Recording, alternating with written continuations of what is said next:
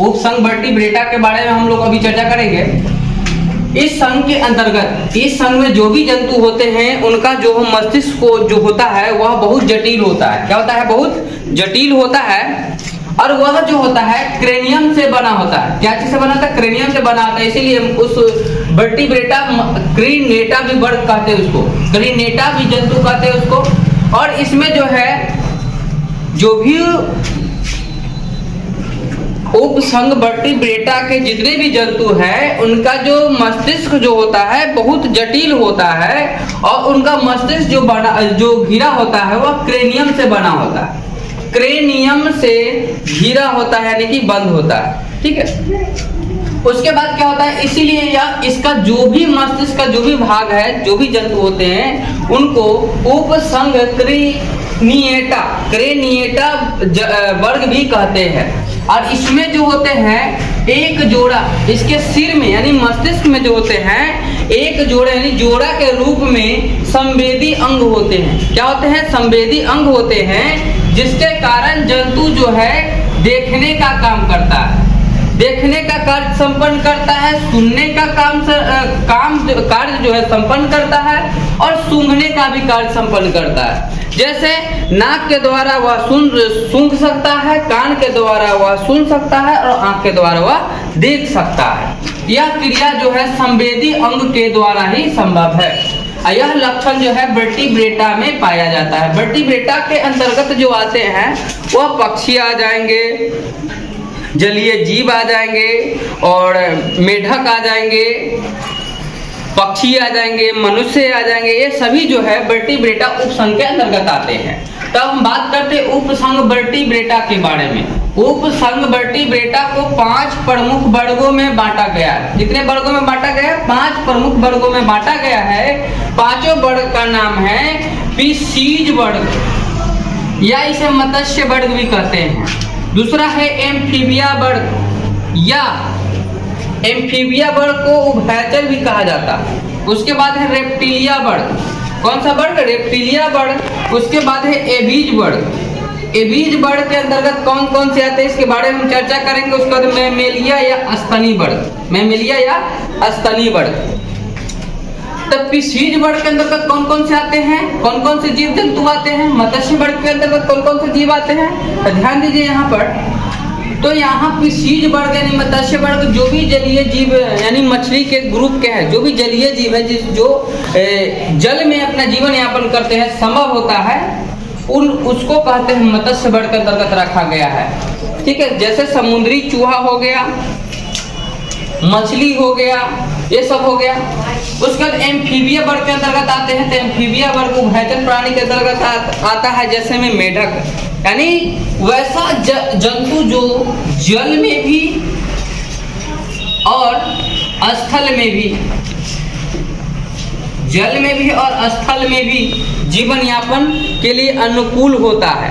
वह जल में भी जीवित रह सकता है और स्थल में भी जीवित रह सकता है। उसे एम्फीबिया वर्ग में रखा गया है। किस वर्ग में रखा गया है? एम्फीबिया वर्ग में रखा गया है। उसका रेप्टिलिया वर्ग, उसके बाद आता है रेप्टिलिया वर्ग। रेप्टिलिया का मतलब होता है रेंग कर चलने वाला, रेंग कर चलने वाला, रेंग कर चलने वाला को रेप्टिलिया वर्ग में रखा गया है।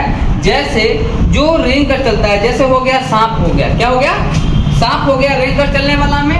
और हो गया केचुआ, नहीं कछुआ, क्या कहते हैं उसको?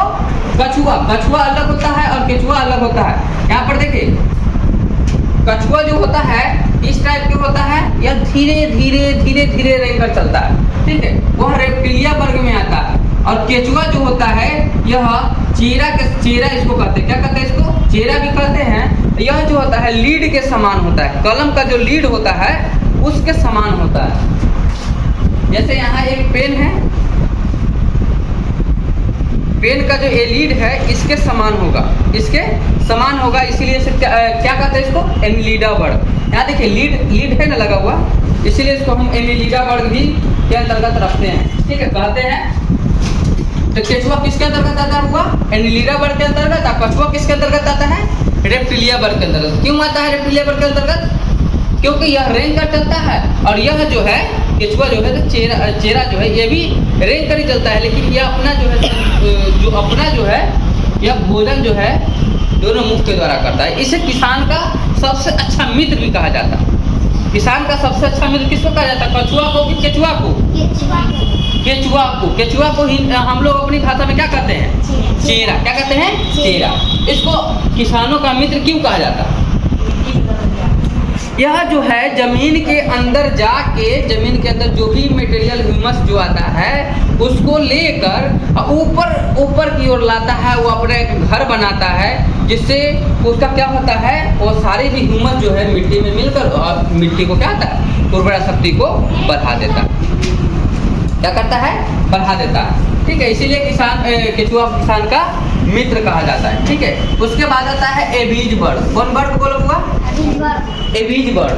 जितना भी पक्षी है जो अंडा देता है, क्या करता है? अंडा देता है। उसे कौन सा वर्ग में रखते हैं? एबीज वर्ग में। अंडा देने वाले जितने भी पक्षी है उसको क्या कहते हैं? एबीज वर्ग के अंतर्गत रखते हैं। एबीज वर्ग के अंतर्गत तो वैसे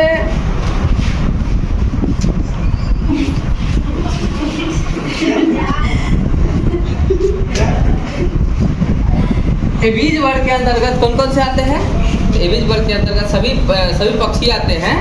सभी पक्षी आते हैं जो अंडे देते हैं। ठीक है, जो अंडे देते हैं। इसमें एक अपवाद में है चमगादड़। कौन है? चमगादड़, जो बच्चे को जन्म देता है। क्या करता है? बच्चे को जन्म देता है। इसीलिए उसको कौन सा वर्ग में रखा गया है? मेमेलिया वर्ग। एबीज वर्ग का प्रमुख लक्षण क्या है? यह उड़ने वाला होता है, जो उड़ सकता है। ठीक है, वो जो अंडा देता है, जो उड़ सकता है। लेकिन इसमें जो है मेमेलिया वर्ग में कौन सा आते हैं? जो जिनका हृदय जो है 4 बेसम में बांटा गया, 4 चेंबर होते हैं। क्या होते हैं? 4 चेंबर होते हैं। यह जो है बच्चे को जन्म दे सकते हैं और इसमें दुग्ध ग्रंथियां पाई जाती है, यानी दूध पिलाने की भी शक्ति होती है। जो वैसा जंतु जो बच्चे को जन्म देता है और उसे दूध भी पिलाता है, तो उसको कौन वर्ग में रखते हैं? स्तनी वर्ग में। ठीक है, कौन वर्ग में रखते हैं? स्तनी वर्ग में। जैसे कंगारू हो गया, चमगादड़ हो गया, मनुष्य हो गया, सभी जानवर हो गए, ये सभी कौन वर्ग में आते हैं? कौन वर्ग में आते हैं? स्तनी वर्ग में आते हैं। ठीक है।